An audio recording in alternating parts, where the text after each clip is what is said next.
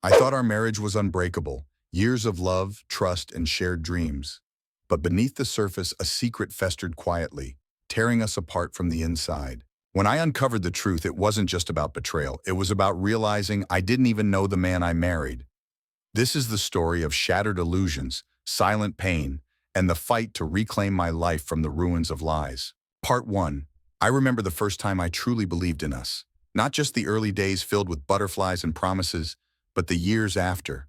The hard days, the tired nights, the moments when love wasn't just a feeling but a choice. We had built a life together, brick by brick, through late-night talks, shared laughter, and even the tears that came with hardships. For a long time, I thought nothing could break us. His name is David. When we met, he was the kind of man who made you feel safe without saying much. Steady, calm, and attentive. Not flashy or dramatic, just reliable. I admired that about him. It felt like we were two halves that fit perfectly, even in our imperfections. We married young, but we grew together. I left behind dreams of a fast-paced city life for a quieter existence in the suburbs, and he supported me without hesitation. We bought a small house, filled it with memories, and talked about the future with hopeful eyes. We even had a little ritual of drinking coffee on the porch every Saturday morning, no matter the weather. Those moments felt sacred, proof that we were partners in every sense. But slowly, something changed. At first, it was subtle. A longer phone call here, a missed dinner there. I brushed it off, telling myself it was stress from work or just the exhaustion that comes with adulthood. David had always been dedicated to his career, and I thought maybe he just needed more space. I was wrong. Then the silences grew louder. He stopped sharing his day with me. The warmth in his eyes dimmed. His smile no longer reached them. It was like living with a stranger who wore my husband's face. One night I found the phone. It was hidden beneath a pile of old receipts, screen lit up with a message from a woman I didn't know. The words hit me like a punch, affectionate, intimate, and so deeply wrong. I wanted to believe it was a mistake, a moment of weakness. But the messages told a different story. Long conversations, plans, secrets shared behind my back. I confronted him that night. The look in his eyes was not guilt, but a strange mix of relief and defiance. He admitted everything. The affair, the lies, the distance that was never about work stress. He told me he was unhappy, that he felt trapped, that he didn't know how to say it. But what hurt the most wasn't his confession. It was that he didn't try harder to save us. That while I was holding on to every hope, he was slipping away. The days that followed were a blur of anger, sadness, and confusion. I questioned everything. My worth, our memories, the life we'd built. How could someone so close become so distant? How could the man who promised forever choose someone else? Yet amidst the heartbreak, I found a flicker of something else, determination. If he could betray our vows, then I had to find a way to save myself. I had to learn who I was outside of this broken marriage. It was terrifying and liberating all at once. This is the story of that journey, of pain and healing, of loss and rediscovery. Because sometimes the greatest betrayal can lead to the strongest rebirth. Part 2. The first morning after the confrontation, the house felt unbearably quiet, like it was holding its breath, waiting for something to explode or shatter completely. I woke up early, the light filtering softly through the curtains, and sat on the edge of the bed, feeling the weight of all the unsaid words pressing down on me. David was already gone.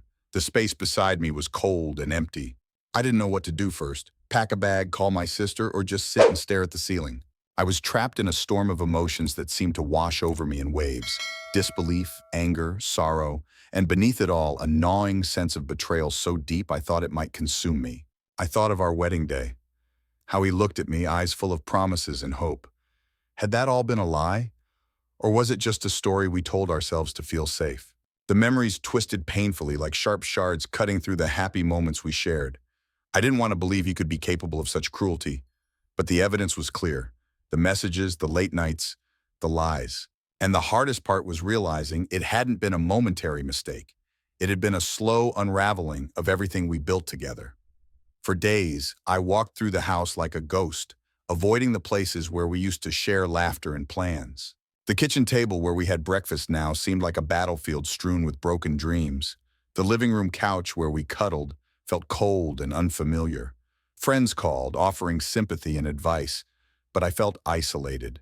How do you explain this kind of pain? How do you admit that the person you loved most was the one who broke you? I wanted to scream, cry, and disappear all at once. David, for his part, kept his distance. Sometimes he sent texts asking if I was okay, but there was no apology, no plea for forgiveness, just cold, empty words that made me question if he ever truly cared at all. One night I found myself scrolling through old photos on my phone, images of us smiling, celebrating birthdays, holding hands on vacation. Each picture was a cruel reminder of what was lost. I wondered how many moments were real and how many were just illusions. I realized then that I was at a crossroads. I could choose to sink into despair, let the betrayal define me, or I could fight for myself, for my dignity, for my peace, and for the future I still deserved. Reclaiming my life meant making hard decisions. I started seeing a therapist, someone who helped me untangle the mess of emotions and start piecing myself back together. It wasn't easy. Some days the pain felt unbearable. Other days I caught glimpses of strength I didn't know I had. I also had to decide what to do about our marriage. The thought of divorce terrified me, but so did the idea of living a lie. Trust had been shattered, and I didn't know if it could ever be rebuilt. Friends told me to leave, to walk away and never look back. But there was still love tangled in the pain, memories of better times and a hope that maybe, somehow, we could find a way back. Yet, with every passing day, I understood that love alone wasn't enough. Betrayal changes the game. It reshapes the boundaries and forces you to question everything. Slowly, I began to rediscover parts of myself I had forgotten in the comfort of our life together. I picked up old hobbies, reconnected with friends, and started setting boundaries I never thought I needed before. This was no longer about David or what he did. It was about me, learning to trust myself again, to listen to my own voice, and to stand tall even when my world felt broken. The journey was long and painful, but with every step, I moved closer to healing. I realized that betrayal, as devastating as it is, doesn't have to be the end. It can be the beginning of something new, stronger, wiser, and more resilient. If you've ever been betrayed, you know how heavy the silence can be. But breaking that silence is the first step toward freedom. Part 3. As the weeks passed, the silence between us grew louder. David and I existed under the same roof, but it felt like we were strangers sharing a space, not partners sharing a life. Conversations became transactional. Discussions about bills, the house, our schedules. Nothing heartfelt, nothing real. One evening I found myself sitting alone in the living room, the weight of loneliness pressing down harder than ever. I looked around at the life we had built, the framed photos on the walls, the cozy furniture, the little touches we had made together, and it all felt hollow, like a beautifully decorated cage. I realized I was grieving not just the betrayal, but the future I had imagined with him. The plans for vacations, the house full of laughter, the quiet nights spent wrapped in his arms. All of it felt like dust slipping through my fingers. David tried to talk once, his voice low and hesitant. He said he regretted everything and wanted to fix things, wanted to rebuild what was lost, but his words felt empty. How do you rebuild trust when the foundation has been cracked so deeply? I told him I needed time to figure out who I was without him, who I was beyond the pain. It was the hardest thing I had ever said, but also the most honest. With support from friends and therapy, I began to focus on healing. I started setting boundaries, saying no to the guilt and confusion that tried to pull me back. I rediscovered my passions, painting, writing, even running in the park, little things that made me feel alive again. Slowly, I started to reclaim my voice, my strength, and my identity. I learned that healing isn't linear. Some days I felt strong and hopeful, other days broken and raw. But each day was a step forward. The hardest part was forgiving myself, for not seeing the signs, for staying too long, for doubting my worth. But forgiveness wasn't about him. It was about freeing myself from the chains of anger and pain. This journey taught me that betrayal is not the end of the story. It's a painful chapter, yes, but it can also be the start of a new beginning, one where you rediscover yourself, set new boundaries, and find a deeper strength you never knew you had. I don't know what the future holds for David and me. Maybe we'll find a way back to each other, or maybe we won't. But I do know this: I will never lose myself again. Part 4. The days turned into months, and the fragile threads of my old life slowly unraveled, revealing a new version of me, one tempered by pain but strengthened by survival. I stopped waiting for David to change or for the life I thought I deserved to magically reappear. Instead, I began to create something different, something rooted in self-respect and clarity. Friends noticed the change too. They said I looked more confident, more at peace, like I had shed a heavy cloak. The support I leaned on was vital. Therapy sessions became my sanctuary, a place where I could unravel the tangled mess of emotions and rebuild my sense of self, brick by brick. One day during a session, my therapist asked me a question that stopped me cold. What do you truly want from your life moving forward? I realized that for so long, my life had revolved around keeping David happy, trying to maintain appearances, and surviving the aftermath of his betrayal. But I never asked myself what I wanted. I wanted freedom. Freedom from fear, from doubt, from the endless cycle of pain. I wanted to love myself first and set standards no one could break. I wanted to rebuild trust, not in someone else, but in my own judgment and strength. That realization marked a turning point. I started small. I joined a local art class, reconnecting with a passion I had shelved years ago. The colors and brushes became tools for expressing my pain, my hope, and my dreams. Slowly, my art became a mirror, reflecting not just my scars, but the vibrant life waiting to emerge from them. At work, I began taking on new challenges, surprising even myself with my resilience and creativity. I stopped hiding behind the shadow of betrayal and stepped into the light of possibility.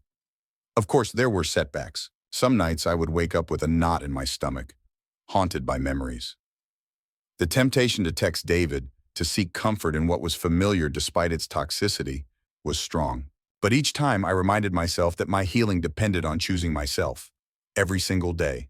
Then, unexpectedly, David reached out, not with apologies or promises, but with a simple request to meet and talk. I wasn't sure what to expect. Closure? Reconciliation? Revenge? When we met, the conversation was raw and honest. No more lies, no more hiding. We spoke of hurt, forgiveness, and the uncertain paths ahead. For the first time, I saw him not as the man who betrayed me, but as a flawed human capable of remorse. It didn't fix everything, but it gave me peace. I walked away knowing that my worth wasn't tied to his mistakes. That love could hurt deeply, but it could also teach us how to love ourselves fiercely and fearlessly. Part 5. Reclaiming my life after the betrayal felt like stepping into the unknown without a map. Every day was a challenge, relearning how to trust, how to open my heart, and how to believe in happiness again. I had to redefine who I was, outside the shadow of that pain. I began to surround myself with people who truly cared, friends who listened without judgment, family members who offered support, and new acquaintances who reminded me there was kindness still in the world. Slowly, I started to build a new foundation, one based on self-love and respect rather than fear and doubt. Work became my refuge.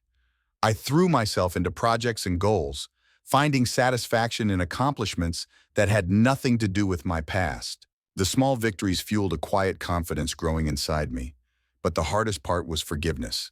Not forgiving him for what he did, but forgiving myself for the pain I felt, the trust I gave, and the moments I doubted my worth. I learned that forgiveness was a gift I gave myself to move forward without carrying the weight of anger and bitterness. One evening, as I stood looking out at the city lights, I realized I was no longer defined by the betrayal. I was defined by my courage to heal, to rebuild, and to dream again. Life wasn't perfect, and maybe it never would be, but it was mine, whole, beautiful, and mine to live on my terms. Part 6. As the weeks turned into months, the emptiness that once felt suffocating began to soften. I realized that healing wasn't a straight path, but a winding road with unexpected turns. Some days were filled with hope, others with doubt, but each day was a step forward. One night, I found myself alone in our once shared home, the silence heavy but somehow peaceful. I sat in the living room where we had once dreamed of a future together. Memories washed over me, both painful and precious.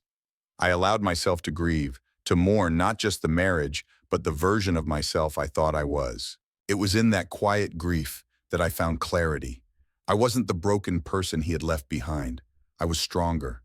I was learning to stand without leaning on anyone else's love. My identity was no longer tied to him or our past. I was reclaiming my story. With that clarity came the courage to set new boundaries. I cut ties with the past that kept pulling me down, the toxic friendships, the self-doubt, the endless questions of why. Instead, I invested in what nurtured my soul, creativity, friendships, and new dreams. One unexpected blessing was reconnecting with an old passion, writing.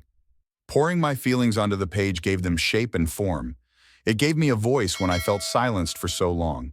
Each word was a step toward freedom. I also found strength in forgiveness, not to absolve him, but to release myself. Forgiveness was the key to unlocking the cage of bitterness and pain. It was my way of saying, I choose peace. Slowly but surely, life began to feel whole again. I wasn't just surviving anymore. I was living. And in that living, I discovered a powerful truth.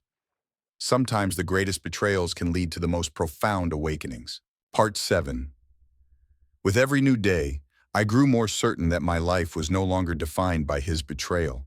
Instead, it was shaped by the resilience I had found buried deep within. The journey wasn't easy. Moments of loneliness and doubt still surfaced like shadows in the night, but I met them with a quiet strength I never knew I possessed. I began setting boundaries, protecting my energy, and choosing who I allowed into my life. Toxic relationships fell away, and in their place, I nurtured friendships that uplifted and encouraged me. I surrounded myself with people who celebrated my growth, not my pain. Rebuilding trust, especially in myself, was the hardest part. But I started small, learning to believe my own instincts, honoring my needs, and standing firm in my truth. Each step forward felt like reclaiming a piece of myself stolen long ago. I also found healing in unexpected places. Nature became my sanctuary. Morning walks where the cool air cleared my mind, sunsets that reminded me of endings and new beginnings. Creative outlets like painting and journaling became bridges between my broken heart and the hope stirring inside. Love, too, slowly made its way back into my life. Not the passionate, all-consuming kind I once knew, but a gentle, steady presence. I met someone who saw me fully, my scars, my strength, my story, and embraced all of it without judgment. Most importantly, I learned that self-love isn't selfish, it's necessary. It's the foundation from which all other relationships grow, and while the wounds of betrayal might never fully disappear, they no longer controlled my narrative. In letting go of what was, I opened myself to what could be. The future was uncertain, yes, but it was also full of promise, and this time I was ready to walk into it on my own terms. Part 8. Final chapter. I used to think the hardest part of betrayal was the moment you discover it. The heartbreak, the disbelief, the collapse of everything you trusted. But I've come to learn that the real battle begins afterward, in the slow, lonely process of reclaiming your life from the ashes. Years have passed now, but I still remember it all. The sound of his lies, the weight of her presence in our home, the way my hands shook as I packed my life into boxes that once held dreams. I remember the silence of my daughter's room when I brought her home for the first time, knowing her father had chosen someone else's arms while I fought to bring her into the world. And yet, I also remember the first time she said, "Mama," the first time she held my face with her tiny hands as if to say, "You are enough." That moment rewrote everything. I poured my soul into raising her. I taught her strength by example, love through presence, and truth by showing her that even the most broken people can be whole again. I never spoke ill of her father, not because I forgave him, but because she deserved to grow up unburdened by our past. There were nights I cried into my pillow after she fell asleep. Mornings I looked in the mirror and barely recognized the woman staring back. But through it all, I kept moving, crawling when I had to, standing when I could, and eventually walking with pride. Eventually, I wrote everything down, every wound, every triumph, every lesson. What started as a journal turned into a memoir. To my surprise, people read it. They saw themselves in my words, in my pain, in my healing. I received letters from women across the world, not thanking me for being strong, but for showing them they could be too. And one day, at a small bookstore signing in a quiet corner of the city, I met someone. A man with kind eyes, a gentle soul, and a story of his own. He didn't try to fix me. He simply stood beside me, patient and quiet, letting me be exactly who I had become. I learned to love again, not as a rescue, not as a fairy tale, but as a choice. A decision made with clarity, intention, and open eyes. He knows my past and he honors it, because it made me the woman I am. Today I live not in the shadows of betrayal, but in the light of my own becoming. My daughter is thriving. I am at peace, and the woman I was, broken, afraid, uncertain, would be proud of the woman I've become. This was never just a story about infidelity. It was a story about rising, and I rose.